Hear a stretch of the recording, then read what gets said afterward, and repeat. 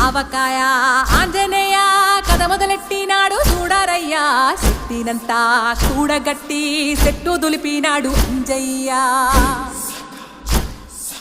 ఎర్ర ఛాయ కోతి అవతార వెంటమాయ కత్తి సేత పట్టకుండా కాయ కోసినాడు కపిలయ్య